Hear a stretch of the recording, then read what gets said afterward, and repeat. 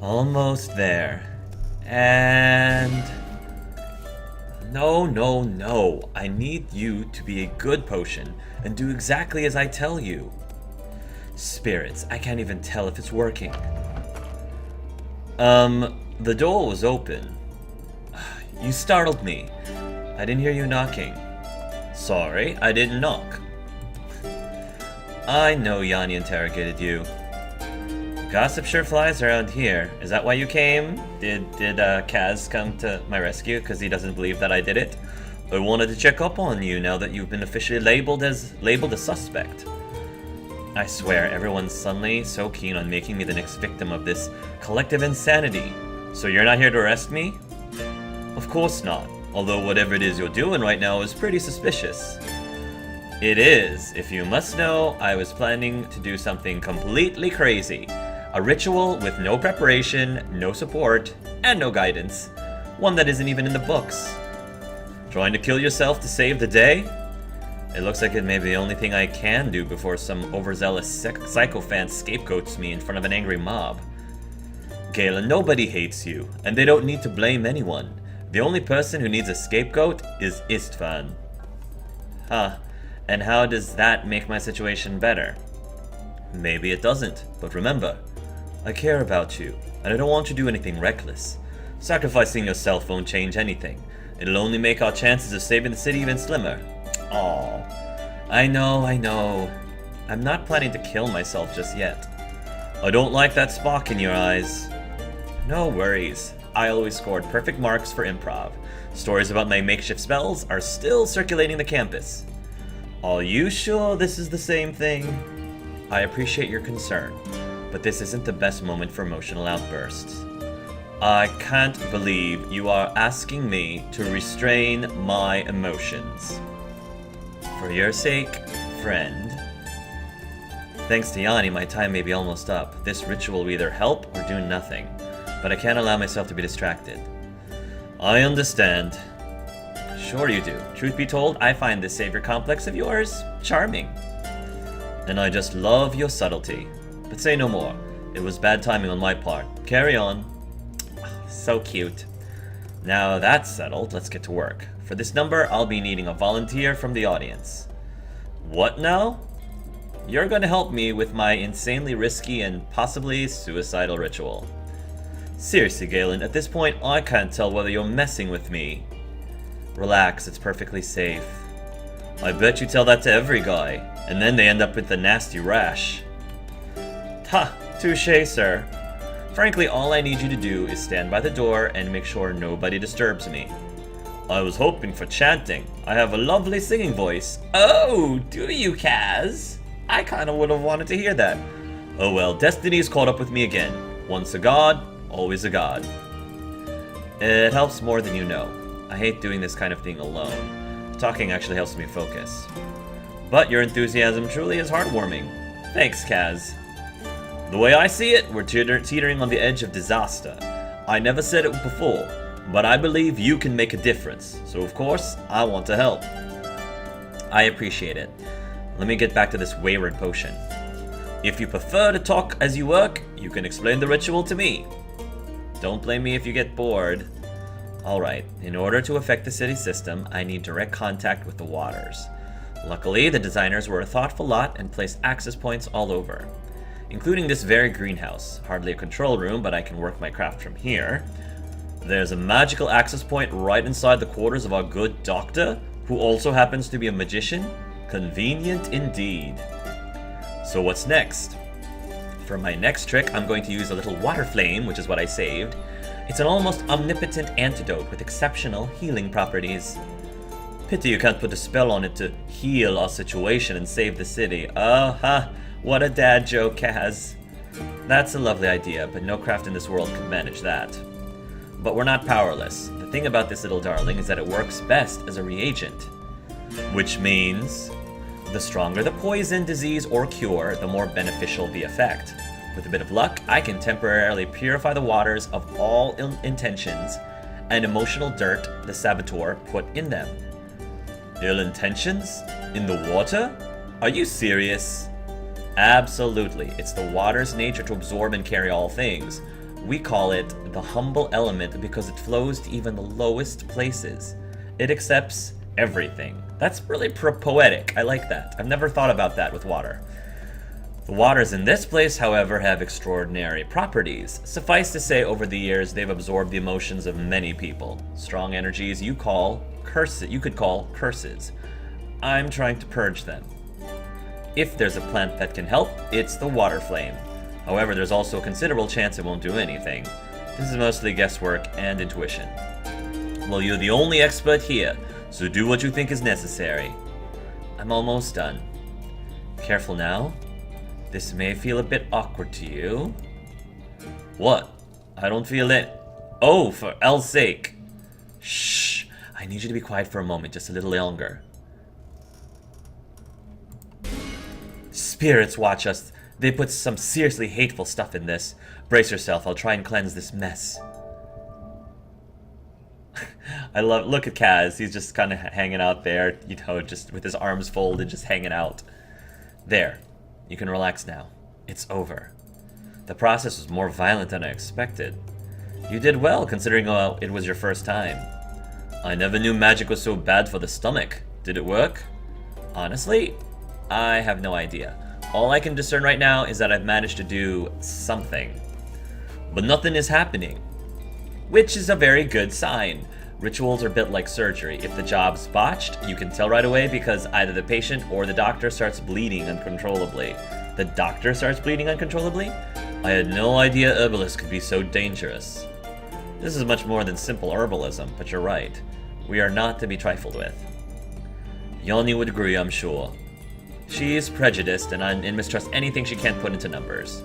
Which makes me wonder, why do you trust me? Besides the fact that, you know, we're kind of, you know, together. I don't trust anyone completely, but I'm almost sure you're not the saboteur. Of course I'm not. The way I see it, there's only one person who benefits from this mess, Istvan. See, they're definitely pushing you towards it being Istvan, you know, as if that's the obvious choice. And the thing is, the only people that I've ruled out so far, okay, I really don't think it's Galen. I mean, they could try to pull the wool over our heads and it was Galen, one of the characters that you've been controlling the entire time. But I don't think that's the case here. It could be Yani, but again, I don't think that's the case. I don't think that doesn't really make much sense to me for it to be Yani. The I fits Istvan's name. Now, the I could mean anything, but I don't know. I don't think Seb has anything to do with it. And I don't think that... Well, I'll talk about it later. My thoughts later. A bold statement. It's hard to imagine any rational reason for him destroying the fruit of his labor. On the other hand, he's hardly the same cold, calculating man he used to be. Even Slava admits that stargazing is now much more than just a pastime for him. You think he's going crazy? Ha! You're inquisitive today. I have nothing to lose. That's not true, Galen, but alright, if you must know, I do think Istvan is a major suspect. Him and one other person. I've suspected Istvan for a while now. I even prepared something special to investigate his curious love for astronomy. Really?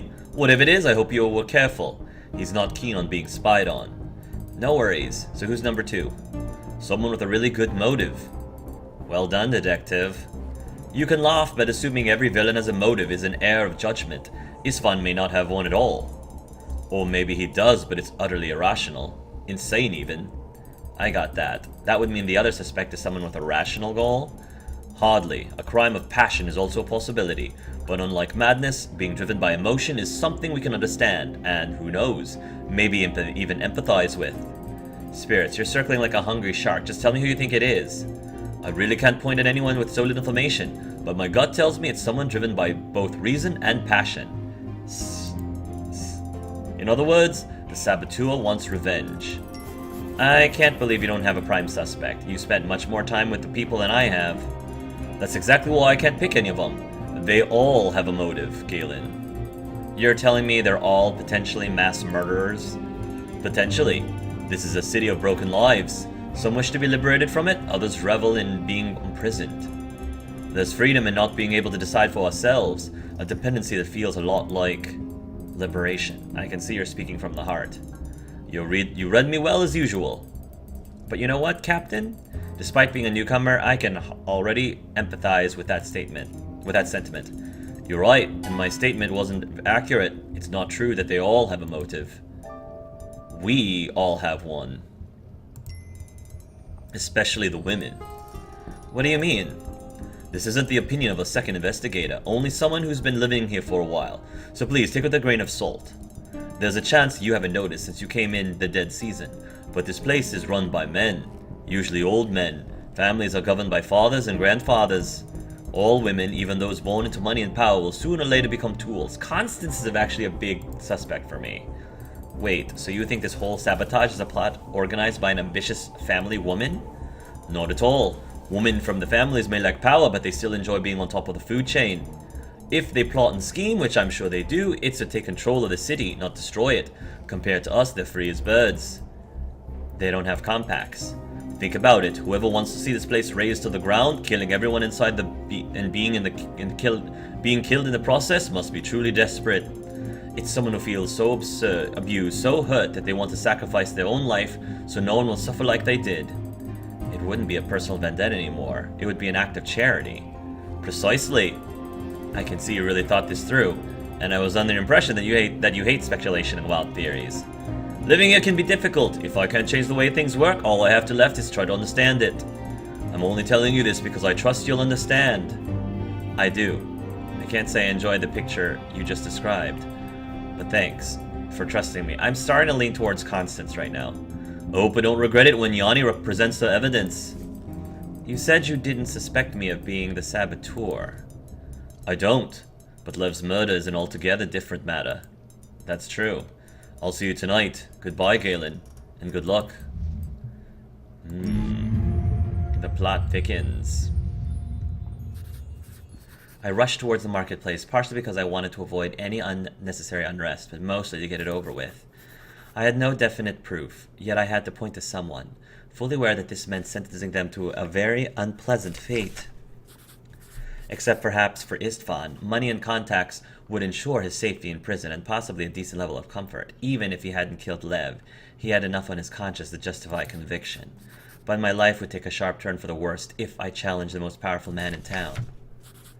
My remaining choices weren't much better. Putting Galen in prison would rid myself of an annoying yet valuable ally. While the city system is a technical wonder, I would be a fool to deny the water's importance. Murder or not, Galen was the only one who understood their flow, aside from the saboteur. The only reasonable choice, the one that took both the mission and self-preservation into account, was sentencing Sem. He would make a fine scapegoat, and no one would be the wiser. But we love Sem. It would be cool, his enthusiasm for me, but I shouldn't let something so fleeting influence my decision. It was nice while it lasted. Reason had me one step away from blaming an innocent man and letting a killer walk free. So we have to make a decision based on the clues we did or did not get, is my guess. Oh boy. Can we start already? Agreed. For once, this is starting to feel like a fair show. Finding the culprit is not an easy task, so please bear with me. I'll be as brief as I can. I asked the three of you here, as you were the last people to see Lev alive. What do you mean? I know for a fact Istvan spent the night in his study, like he usually does.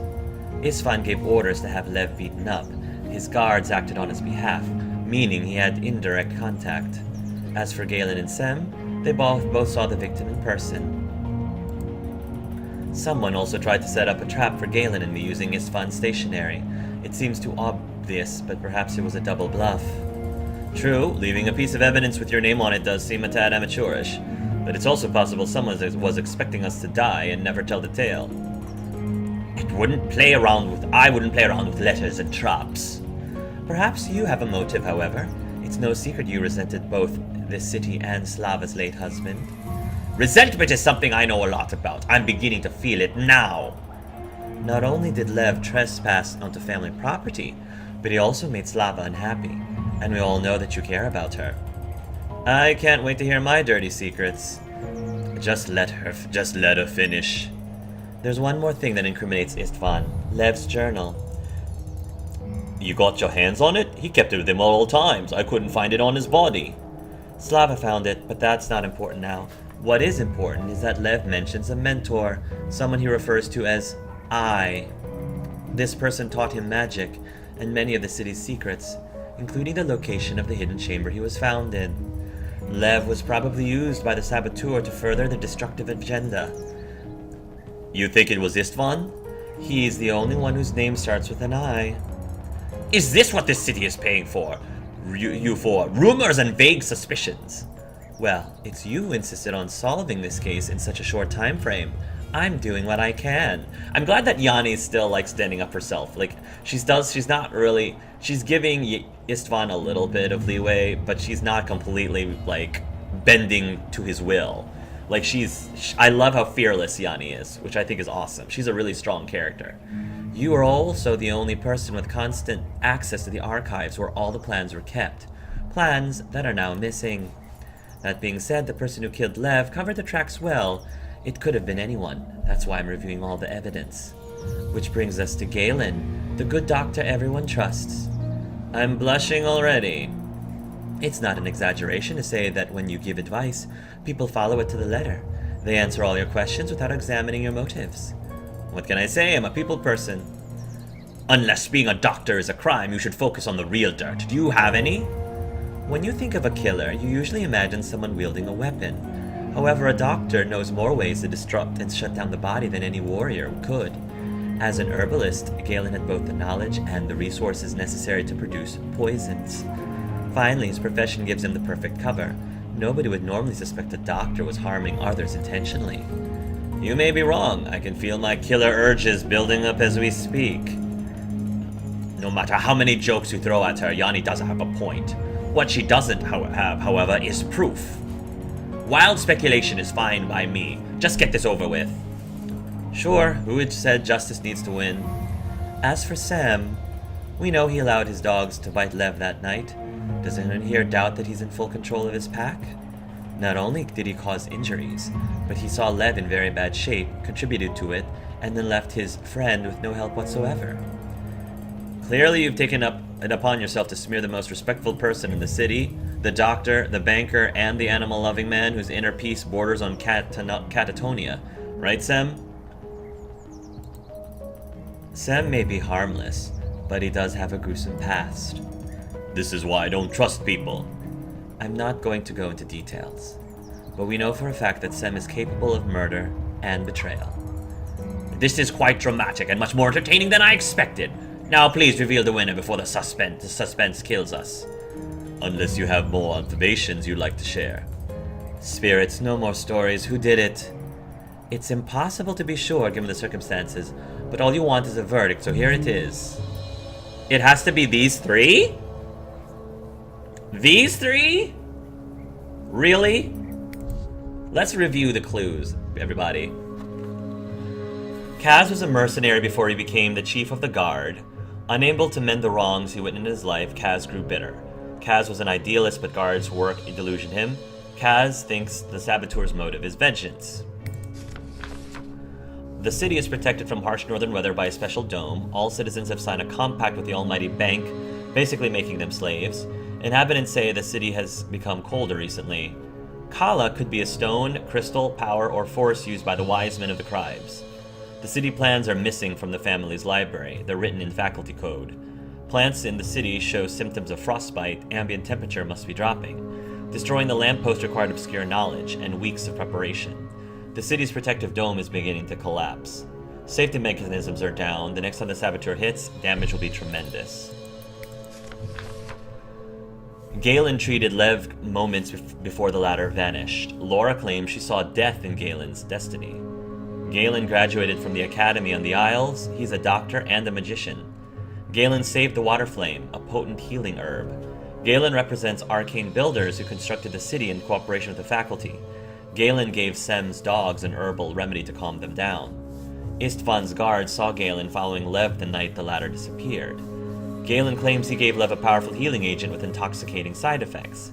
Galen is sure someone is masking the location of the control chamber with magic. See, right now, out of those three, Galen is taking it from taking a step back and forgetting about the fact that he is one of the main protagonists, Galen does seem really suspicious. Yani was sent to investigate a possible sabotage after her predecessor Sarn vanished. Yani is a member of the faculty, a secret society of highly skilled technicians who built the city. Sam doesn't know Yani's motive for coming to the city, but thinks she may be dangerous. Officially, Istvan is a retired banker, but he still seems to be in charge of everything. Istvan is obsessed with astronomy, though impatient and careless in his studies. Istvan wants the situation swept under the rug so he can get back to his experiments. If Istvan hears a verdict he doesn't like, he will deal with the accuser quickly and efficiently. Istvan knew from the beginning that Galen's missions was to check up on the city's systems. The notes that drew Yani and Galen into a trap were written on Istvan's station. That is also very incriminating. Slava says Istvan has threatened to take care of Lev before. She's afraid of him. Kaz thinks Istvan is not entirely sane and could be the saboteur. Kaz was a mercenary before he became chief of the guard. We already don't know that. I kind of am surprised that you can't choose other characters for being the suspect. Maybe it's just based on the clues that you get. Depending on the clues that you get, those are the only options. Laura is clearly unhappy about her position as Istvan's assistant. Laura was a prominent diplomat until Istvan forced her into a compact. Laura's own family traded her freedom for a profitable contract with Istvan.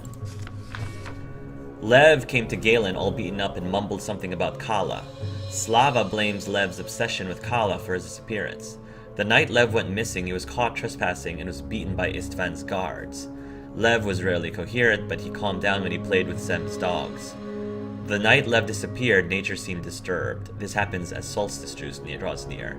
Laura's card said someone was helping Lev in his search for Kala. In his journal, Lev mentions a hidden passageway and a person helping him on his quest. Kaz found Lev's body almost 3 weeks after he had vanished. Lev had multiple dog bark mites on his arm. It's possible Lev died of natural causes, a stroke or a heart attack. Galen thinks Lev could have performed exhausting rituals that led to his demise. The system waters store emotions and intentions. Prolonged exposure could be dangerous. Lev used to lead the quiet life of a scholar. It was Slava who prompted him to seek adventure. Lev was interested in Kala before he came to the city. He went mad only after his first solace. Constant, the bathhouse owner. Constance is the city's sophisticated, if overly seductive, expert on beauty and well-being. Constance has spent many years in the city and is well-informed. See, I would pick Constance if there was a way. The water in the bathhouse is unusual and said to cause visions. Constance may be sick. She entered the inn looking very ill and collapsed. Constance seems confident about her position and standing with Istvan. When asked about a rebellion against the families, Constance lost her nerve. Constance says she experiences visions from the waters. The bathhouse was a reward for being with Istvan's brother. Such deals are common in the city. Almost everyone has a grudge against a city. Constance could be considered lucky. Everyone seems to like Constance. And since everyone seems to like Constance, she could probably get away with murder. I think she would be the best equipped to getting away with murder. Sem is a bit of a hermit and prefers dogs to people.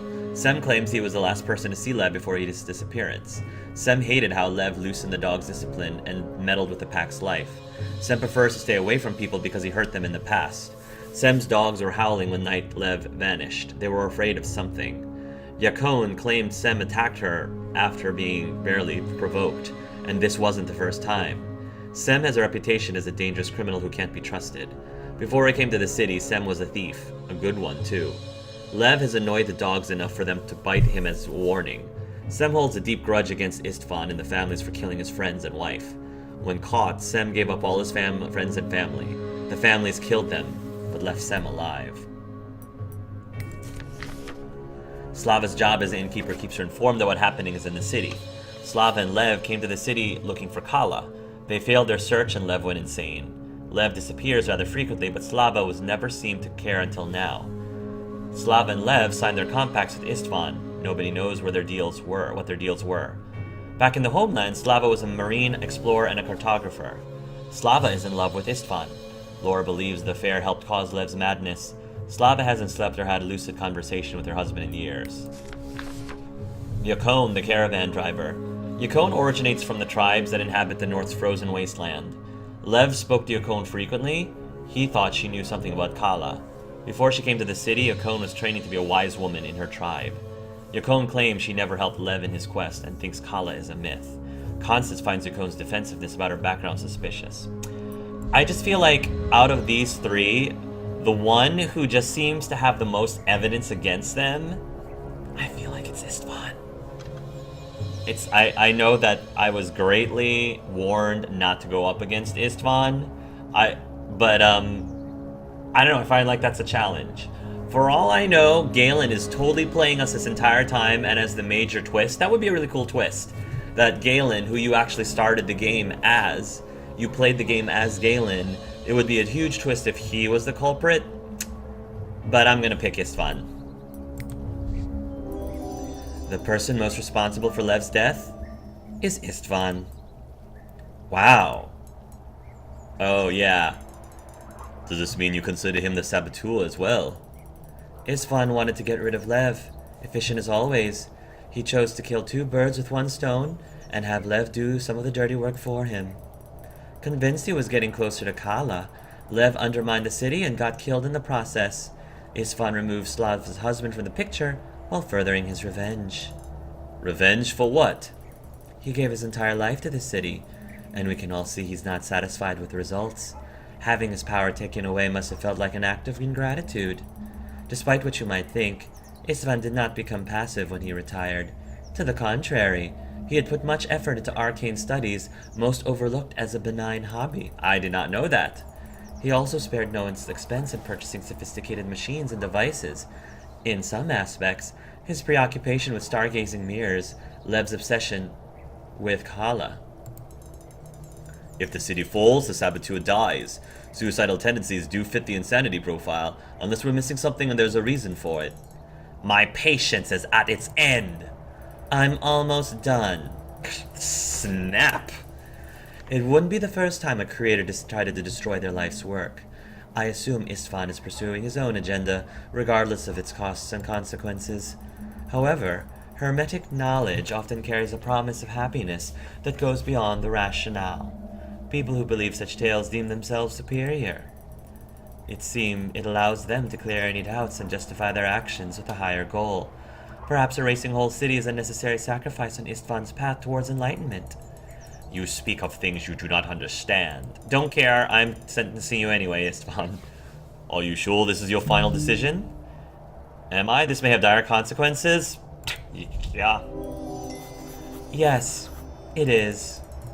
Oh, this is rich, so rich. In 30 years, nobody had the nerve to do what you just did, which is exactly why we're doing it now, Istvan.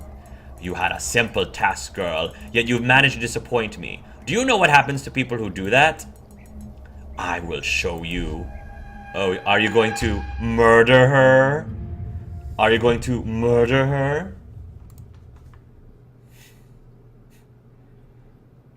30 years. That sounded like a challenge.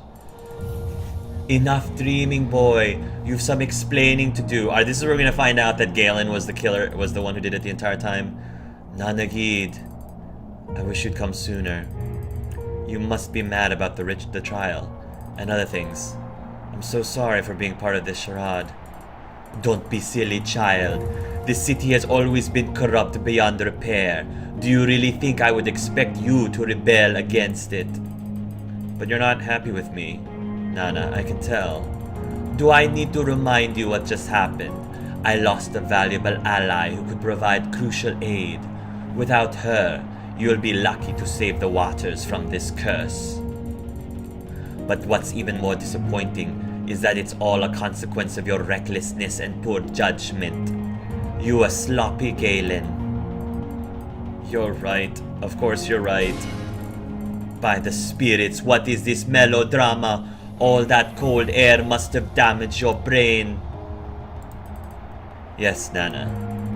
You're aware that this ridiculous self-flagellation, wow, interesting use of words, flagellation, won't change what's already done. Or have you forgotten all I taught you? Of course I haven't. Guilt is a useless lie. I got distracted and I apologize. I should focus on the task at hand, analyze my position and strong points, and prepare for the most probable outcomes. Now you sound like the faculty girl. Good. With her gone, you will have to stop relying on intuition alone and learn some discipline for a change.